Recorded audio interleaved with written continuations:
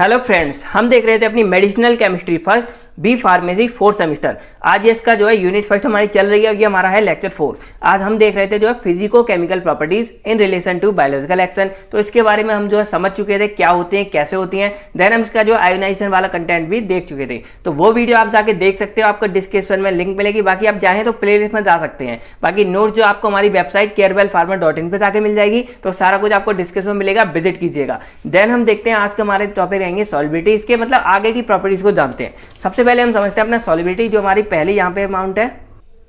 तो सॉल्युबिलिटी जो है हमारी यूनिट थर्ड मतलब यूनिट फर्स्ट की जो हमारी थर्ड सेमेस्टर था उसमें भी था, पूरा का पूरी यूनिट थी। तो उसमें हमने अच्छे से समझ लिया था सॉल्युबिलिटी कैसे होती है, क्या होती है। उसकी हमको यहाँ पे बहुत ज़्यादा हेल्प मिलेगी। बस हमको यहाँ पे जो है ये समझना है कि ये हमारा बायोलॉजिकल एक्शन में कैसे कनेक्टेड है। सिंपल है फ्रेंड। अब सॉल्युबिलिटी क्या होती है कि कोई भी जब हम सॉल्यूशन बनाते हैं उस टाइम पे जो हम सॉल्यूट को सॉल्वेंट में ऐड करेंगे, मतलब solvent plus solute is equal to हमारा सॉल्यूशन। तो इसमें हम कितना मैक्सिमम अमाउंट में सॉल्यूट ऐड कर सकते हैं, ये उस कंपाउंड की सॉल्युबिलिटी कहलाती है। सिंपल है फ्रेंड। जैसे एग्जांपल समझो, ये आपसे कहा गया कि आप एक NaCl का सॉल्यूशन बनाओ, तो साल्ट सॉल्यूशन। तो आप क्या करेंगे, एक गिलास आपने लिया पानी, यहाँ पे मतलब गिलास हमारा एक लिमिट में है और एक ये कांस्टेंट टेम्परेचर पे होगा। ये भी जरूरी है क्योंकि टेम्परेचर अगर इंक्रीज होता है तो हमारी सॉल्युबिलिटी क्या हो जाती है, इंक्रीज। तो हम इसमें जो है यहाँ पे साल्ट जो अपनी ऐड करते जा रहे हैं। पहले आपने 1 चम्मच ऐड की, डिजोल्व हो गई। देन आपने 2 की, डिजोल्व हो गई। आप ऐसे करके डिजोल्व करते जा रहे हो। एक कंडीशन ऐसी आएगी जब क्या होगी, ये सॉल्ट हमारी इसमें डिजोल्व होना बंद हो जाएगी, और वो कंडीशन हमारी यहाँ पे वैसे कहलाती है सैचुरेटेड सॉल्यूशन वाली। और वो हमारी जो कंडीशन होगी वो हमारी होगी सॉल्युबिलिटी ऑफ ड्रग वाली। यानी कि यहाँ पे हम कह सकते हैं कि इतनी अमाउंट जो हमारी सॉल्यूट की है ये इसकी सॉल्युबिलिटी ऑफ ड्रग है, यानी कि सॉल्युबिलिटी ऑफ जो हमारा सॉल्यूट पार्टिकल होता है वो। तो ये हमारी सॉल्युबिलिटी कहलाती है और इसी को हम सैचुरेटेड सॉल्यूशन भी बोलते हैं। अब बात की जाए इसमें जो डिपेंड करते हैं, तो ये नेचर पे डिपेंड करती है। सेम होनी चाहिए। टेम्परेचर है इंक्रीज होता है, वो मतलब इंक्रीज होती है, सॉल्युबिलिटी इंक्रीज हो जाती है। पीएच पे, प्रेशर पे। बाकी जो हमारे हाइड्रोफिलिक और लाइपोफिलिक दो नेचर के हमारे ड्रग होते हैं, तो ये भी हमारे आगे बहुत ज्यादा काम आते हैं। ठीक है। बाकी बात की जाए तो ये हमारे जो मतलब इस पे इंटरेक्शन हो रहा है, सॉल्यूट और सॉल्वेंट आपस में जो मिक्स हो रहे हैं केमिकलों में, तो उसमें जो हमारे हाइड्रोजन बॉन्डिंग हेल्प करती है, डायपोल डायपोल इंटरेक्शन वाला फोर्स काम आता है, देन हमारा आयोनिक बॉन्ड फॉर्मेशन वाला सॉल्ट काम आता है। इतने कुछ। अब अगर ऐसा होता है कि हमारी सॉल्युबिलिटी कहीं पे नहीं कमजोर है, तो उसमें हमारे कुछ मेथड भी हैं जो क्या करते हैं, सॉल्युबिलिटी को इंक्रीज कर देते हैं। हम उसके स्ट्रक्चर को चेंज कर सकते हैं। तो जैसे मान लो ये हमारे बड़े बड़े पार्टिकल हैं, ये इसमें डिजोल्व नहीं होते, तो क्या हम कर सकते हैं, इसको ब्रेक करके इसके स्ट्रक्चर को छोटा कर दें, तो हमारा ये मतलब अच्छे से डिजोल्व हो जाएगा। बाकी बहुत मेथड है, जैसे को सॉल्वेंट हम यूज कर सकते हैं। बाकी सर्फेक्टेंट, आपको पता है ऑयल और वाटर तेल आपस में नहीं मिलते, पानी तेल, तो हम क्या कर सकते हैं, वहां पे अगर हम कोई सर्फेक्टेंट यूज करें तो हम उसको आपस में मिला सकते हैं। मतलब 2 इमिसिबल लिक्विड को मिलाने में ये काम आती है। देन हमारी कॉम्प्लेक्सेशन, मतलब कोई अगर फ्री फॉर्म में है, वो नहीं मतलब सॉल्युबल नहीं हो रहा अच्छे से, तो हम उसको क्या करेंगे, कॉम्प्लेक्स फॉर्म में फॉर्म कर देंगे और वो सॉल्युबल हो जाएगा। तो ये कुछ मेथड थे हमारे लिए जो इंपॉर्टेंट है। पहले आपको क्या है, डेफिनेशन अच्छे से पता होनी चाहिए, क्या होती है, कैसे होती है। उसके बाद ये हमारा है कि ये रिलेशन क्या है, इसका बायोलॉजिकल एक्शन के साथ क्या रिलेशन है, बायोलॉजिकल एक्टिविटी के साथ क्या रिलेशन है। पहला ये है कि ये किसी भी कंपाउंड जो हमारे ड्रग होते हैं इसकी बायोएबिलिटी पे डिपेंड करता है। मतलब जो उसकी बायोएबिलिटी होगी वो हमारे उस कंपाउंड की सॉल्युबिलिटी पे डिपेंड करेगी। बायोएबिलिटी होती क्या है, इस वर्ड को हम पहले समझते हैं। बायोएबिलिटी यानी कि आप ये समझिए कि कोई भी जैसे हमारा ड्रग है, वैसे इसके ऊपर हमारा एक डीपली मतलब लॉन्ग में एक क्वेश्चन भी आएगा, वो इसमें नहीं आएगा, हमारे शायद कॉलोजी में है, तो उसको जो हम डिटेल्स में बाद में स्टडी करेंगे, आपको अच्छे से समझ आ जाएगा। अभी आप इतना समझो कि जैसे मान लो कोई हमारा ड्रग है 500 mg का, मान लो हमारी एक पैरासीटामोल है 500 mg की। ठीक है। अब क्या करना है कि हमें बॉडी में इसको जरूरत है, मान लो किसी को फीवर आ गया, या एज अ पेन किलर भी कहीं कहीं यूज होती है, इन दोनों कंडीशन में हमको ये चाहिए। तो हमने क्या किया, इसको अपनी कोई भी ह्यूमन बॉडी है, इसको हमने क्या किया, इसको दे दिया। अब उसने इसको खाया, इनटेक किया ड्यूरिंग। अब जो 500 mg की जो पैरासीटामोल है, ये हमारी बॉडी पे जो साइट ऑफ एक्शन है, एक्चुअल में मान लो यहाँ पे पेन हो रहा है, तो इस जगह पे ये पहुंच रही है, तो उस टाइम पे इसका कितना % पहुंचा है, क्या पूरा का पूरा 500 mg टैबलेट है जो पूरी 500 mg हमारी यहाँ पे पहुंची है, कुछ कम हो गई या कुछ कमी होगी, ज्यादा तो होगी नहीं। तो इसी चीज को बायोएबिलिटी बोलते हैं कि जो हमारा एक्चुअल ड्रग, कितना एक्चुअल ड्रग है जो हमारा साइट ऑफ एक्शन पे जाके पहुंचा है और उसने अपना असर दिखाया है, इसी को बोलते हैं बायोएबिलिटी। अब क्या होता है कि जैसे यहाँ से गया, फिर ये हमारा स्टमक में जाएगा, स्मॉल इंटेस्टाइन में जाएगा, देन वो ब्लड में जाएगा, देन पूरे ब्लड से होते हुए वो साइट ऑफ एक्शन में पहुंचेगा, कुछ पार्ट उसका लीवर में भी पहुंचता है। तो इस सब के दौरान क्या होता है, कुछ पार्ट लीवर में गया, कुछ पार्ट हमारा रास्ते में ऐसे करके रह जाता है, तो हमारा पूरा का पूरा ड्रग जो है हमारी साइट ऑफ एक्शन पे नहीं पहुंच पाता है और उसकी जो है बायोएबिलिटी कम हो जाती है। सिंपल है फ्रेंड। और साइट ऑफ एक्शन जैसे मान लो 500 mg की पैरासीटामोल है, अगर हमको 400 mg पहुंची तो हमारे लिए 100 mg का तो नुकसान हो गया। तो जो हमारी एक्चुअल उसकी बायोएबिलिटी होगी वो 400 mg हो गई, और अगर हम परसेंट में निकालें तो लगभग जो हमारी होगी 80% इसकी बायोएबिलिटी हो गई।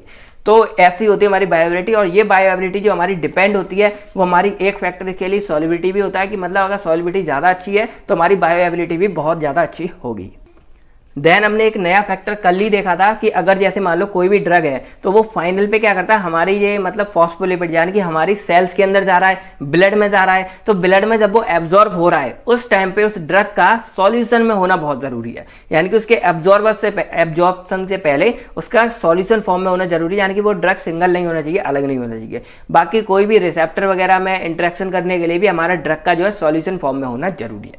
तो ये थे हमारे सॉल्युबिलिटी और इससे क्या क्या इफेक्ट होते हैं। बाकी अगर ये लॉन्ग में आता है बाई चांस, वैसे ये शॉर्ट में आता है 5 के अकॉर्डिंग बहुत है, अगर ये बहुत ज्यादा लॉन्ग में आता है तो इस सॉल्युबिलिटी के बारे में आप बहुत अच्छे से जानते हैं। इसके फैक्टर अफेक्टिंग के बारे में आप लिख सकते हैं, इंप्रूव ऑफ सॉल्युबिलिटी के बारे में लिख सकते हैं, बाकी बहुत सारे तरीके थे तो वो आप चाहें तो लिख सकते हैं, वैसे इतना सूटेबल है इसके लिए। ठीक है फ्रेंड, ये हमारे लिए मैन है। अब हम अपना दूसरा टॉपिक आज का समझते हैं, वो हमारा है पार्टीशियन कोफिशिएंट।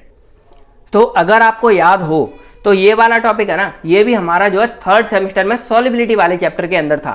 ठीक है फ्रेंड, तो पार्टीशियन कोफिशिएंट होता क्या है एक्चुअल में, तो एक ये मतलब ऐसा तरीका होता है, आप इसको बोल सकते हैं वे ऑफ मेथड है, जिसके द्वारा हम पता लगाते हैं कि कोई भी ड्रग जो हमारा है वो हमारे किस नेचर का है। अब नेचर यहाँ पे 2 अलग अलग फेस में हम उसकी कंसंट्रेशन के बेस पे पता लगाते हैं कि कोई भी ड्रग हमारा किस नेचर का है। अभी हम इसको प्रैक्टिकली देखते हैं, तब आपको ये अच्छा समझ आएगा। लेट करो कि ये हमारा एक कंटेनर है, इसमें क्या है, यहाँ पे हमारा एक ए कंपाउंड ए सॉल्यूशन है, मतलब सॉल्वेंट है, और यहाँ पे हमारा एक दूसरा सॉल्वेंट है। ये सॉल्वेंट हमारा जो है वो लाइपोफिलिक नेचर का है, यानी कि ऑयली फेज, या हम बोल सकते हैं एक ऑर्गेनिक बेस के बेस पे है। अगर हम एग्जांपल लेना चाहें तो हम इसको ले सकते हैं फिनॉल, और इधर हम ले सकते हैं ये वाटर। फिनॉल ले लो या आप इसको ऑयल भी ले सकते हो, मतलब एक ये हमारा एग्जांपल हो गया जस्ट। तो ये हमारा लाइपोफिलिक नेचर का है और ये हमारा हाइड्रोफिलिक नेचर का है। इसमें हमने यहाँ पे दिया सॉल्यूट ऐड कर दिया। सॉल्यूट ऐड करने के बाद क्या किया, हमने इसको अच्छे से डिसॉल्व कर दिया, दोनों में अच्छे से डिसॉल्व कर दिया बहुत ज्यादा। फिर हम इसको क्या करते हैं, क्या एक सेपरेटिंग फनल हमारी होती है, इसमें हम रख देते हैं इसको। उसके बाद हम इसको आधा घंटे के लिए मतलब 30 मिनट के लिए हम इसको ऐसे ही स्टिल रख देते थोड़ी देर के लिए। अब क्या होगा कि ये दोनों आपस में मिक्स तो होते नहीं है, हाइड्रोफिलिक नेचर के और लाइपोफिलिक। तो जो हाइड्रोफिलिक नेचर का होगा वो हमारा यहाँ नीचे नीचे हो जाएगा, और लाइपोफिलिक नेचर का हमारा जो भी सॉल्वेंट होगा वो हमारा ऊपर हो जाएगा। तो इस तरह से हमारी यहाँ पे लेयर डेवलप हो जाएंगी, ये इधर की अलग हो जाएगी और इधर की अलग हो जाएगी। अब हम क्या करते हैं, यहाँ पे हमारी जो है यहाँ पे एक लाइन होती है, ये हमको इन पार्टीशन को दिखाती है। देन यहाँ पे हमारा होता है स्टॉपर एक। अब हम करेंगे क्या कि पहले हम इतना जो हमारा कंटेंट होता है, यानी कि हम ये लेते हैं ये हाइड्रोफिलिक नेचर का जो भी होगा इसको हम ले लेंगे इसके अंदर। ठीक है, एक बीकर में निकाल लिया, इसको यहाँ तक हमने निकाल लिया। उसके बाद हम इसको यहाँ पे क्लोज कर देंगे, ये बीकर को हम अलग रख देंगे। ये हमारा हो गया हाइड्रोफिलिक नेचर का। देन हमारा दूसरा जो बचा हुआ पार्ट है वो हम इसमें निकाल लेते हैं और इसको हम अलग रख देंगे, ये हमारा हो जाएगा लाइपोफिलिक नेचर का। ठीक है फ्रेंड, तो इस तरह से हमने जो है दोनों कंपाउंड यहाँ अलग अलग निकाल लिए, दोनों जो भी हमारे सॉल्यूशन थे वो। अब हम क्या करते हैं, इसमें हम चेक करते हैं कि जो हमारा सॉल्यूट था इसका कितनी कंसंट्रेशन आई है, कंसंट्रेशन। फिर हम इसमें चेक करते हैं लाइपोफिलिक नेचर में इसमें हमारी कितनी कंसंट्रेशन आई है। अब आप एग्जांपल समझो कि यहाँ पे हमने टोटल 20 ग्राम जो है, टोटल 20 ग्राम हमने जो अपना इसमें ड्रग डाला था, टोटल एग्जांपल समझना 20 ग्राम हमने इसमें टोटल ड्रग डाला था। अब जब हमने चेक किया तो हमने पाया कि जो हाइड्रोफिलिक था ना, इसमें जो हमारा ड्रग की टोटल अमाउंट निकली 20 में से, वो हमारी लगभग निकली 12 या 13 ग्राम निकली, मान लो 12 ग्राम निकली। तो अब इसलिए बात है, इसमें जो हमारी कंसंट्रेशन निकलेगी वो हमारी निकलेगी 8 ग्राम।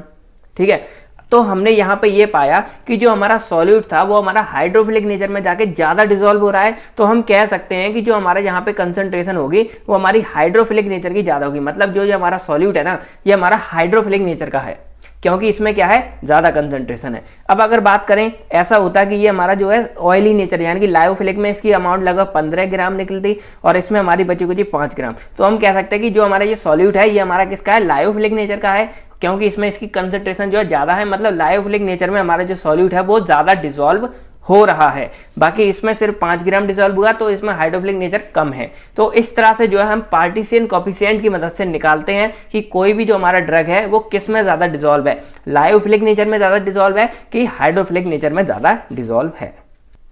तो आई होप आप लोग ये तो समझ गए होंगे कि पार्टीशन कोएफिशिएंट क्या होता है, ये डेफिनेशन है, ये एग्जांपल वही मैंने बताया, और इसकी फॉर्मूला होता है K is equal to concentration in oil यानी कि organic phase upon concentration of water, यानी कि जो हमारा सॉलिड पार्टिकल है यानी कि जो ड्रग है वो उसका कंसंट्रेशन कितना निकल के आया हमारे ऑर्गेनिक फेज में और कितना निकल के आया हमारे एक्वस फेज में, इन दोनों को निकाल के और फिर जो हमारा इक्वल निकलता है उसका हम आंसर कंपेयर करते हैं। ठीक है, तो अगर वो हमारा 1 से ज्यादा निकलता है तो वो लाइपोफिलिक है। सिंपल सी बात है, जैसे आप एग्जांपल समझो कि यहाँ हमारा 12 निकला था और यहाँ हमारा निकला था 8, तो हमारा जो हाइड्रोफिलिक नेचर का होता है वो हमारा ऊपर होता है और नीचे हमारा होता है और वो वाला पानी वाला फेज। तो यहाँ पे ये हम कैलकुलेट करेंगे तो ये हमारा एक जीरो मतलब 1 से कम निकल के आएगी। तो अगर 1 से कम वैल्यू होती तो वो हमारा किसका होता है, हाइड्रोफिलिक नेचर का होता है। और यहाँ पे वाटर में 12 ग्राम जुड़ा तो ये हमारा क्या है, हाइड्रोफिलिक नेचर का।